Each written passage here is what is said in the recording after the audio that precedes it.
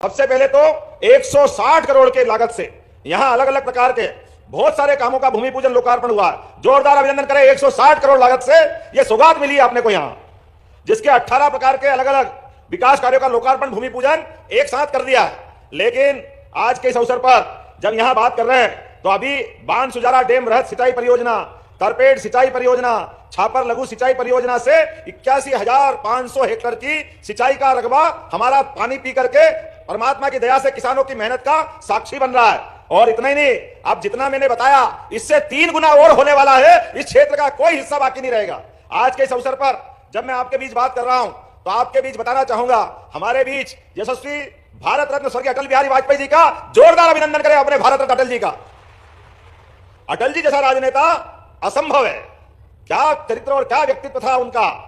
5 प्रधानमंत्री के सामने सीना ठोक करके विपक्ष के नेता के नाते से बात करते रहे, लोकतंत्र को गौरवान्वित करते रहे। इस देश के अंदर भी और दुनिया में जहां मौका पड़ा हिंदी बोल करके तो संयुक्त राष्ट्र संघ में भारत का मान बढ़ाया, सम्मान बढ़ाया, ये अटल बिहारी वाजपेयी जी। लेकिन और आनंद तब आया जब उन्होंने पहली बार कल्पना की कि विश्व में नदी भी जोड़ी जा सकती है। एक नदी में बाढ़ आ रही है, दूसरी नदी सूखी है, हमारे जो सूखा बेल्ट है वहां के किसान की तकलीफ है, ऐसे में नदी जोड़ सकते हैं। मैं जवाबदारी के साथ कहना चाहूंगा, इस बात की हंसी कांग्रेसियों ने उड़ाई है, मजाक बनाया, कोर्ट कचहरी में घसीटते गए कि यह कैसे हो सकता है, असंभव है, कहां से लाएंगे, यह होना नहीं चाहिए। लेकिन यशस्वी प्रधानमंत्री नरेंद्र मोदी जी के लिए जोरदार ताली बजाए। नर बहादुर नरेंद्र मोदी जी हर वर्ग की चिंता करने वाले, सबको साथ लेके चलने वाले, देश के अंदर सभी व्यवस्था में सुव्यवस्था बनाकर चलने वाले और दुनिया के उन भारत के दुश्मनों के लिए घर में घुस के हिसाब बराबर करने वाले यशस्वी प्रधानमंत्री नरेंद्र मोदी जी, जिनके कारण से यह पूरी सौगात मिल रही है। मैं आपके माध्यम से 2 अपील करना चाहूंगा। हमारे इस क्षेत्र में वर्षों तक पलायन होता रहा, बहादुरी वीरता सब कुछ है, लेकिन आखिर पेट में लगने वाली आग के लिए, बाल बच्चों को पालने के लिए कोई तो काम धंधा चाहिए। इसी कारण से दुर्भाग्य से हमारी ट्रेन भर भर के जाती थी, पलायन करते थे। भारत से कई राज्यों में बुंदेलखंड के लोग मिलते, पीढ़ियों के पीढ़ियों लगातार जाते रहे। लेकिन ये आपकी बार जो योजना का भूमि पूजन हो रहा है, आप सबसे निवेदन कर रहा हूं, आप अपने मौके पड़े तो आप अपना कोई गहना गिरवे रख देना, पैसे की जरूरत पड़े तो अपना मकान बेच देना, लेकिन जमीन मत बेचना। अपनी खेती की जमीन को बचा के रखना। जहां तक मेरी आवाज जा रही वहां तक भी यह क्षेत्र अब हरियाणा और पंजाब को पीछे छोड़ने वाला है। यह भविष्य इसका आने वाला।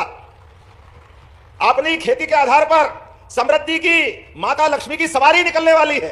एक एक किसान के खेत में 1 फसल नहीं, 2 फसल नहीं, 3 फसल होगी हमारी इस बुंदेलखंड की धरती के ऊपर।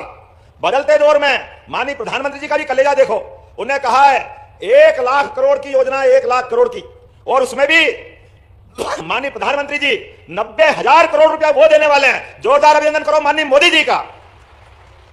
योजना तो कोई भी बना सकता था, लेकिन इतना धन देने का कलेजा भी चाहिए। यह केवल प्रधानमंत्री नरेंद्र मोदी जी कर सकते हैं, जिनके माध्यम से 1 लाख करोड़ की योजना पूरी होने वाली है। और उसमें भी हमारा पूरा बुंदेलखंड, छतरपुर, पन्ना, टीकमगढ़, सागर, दमोह, अरे 13 जिले।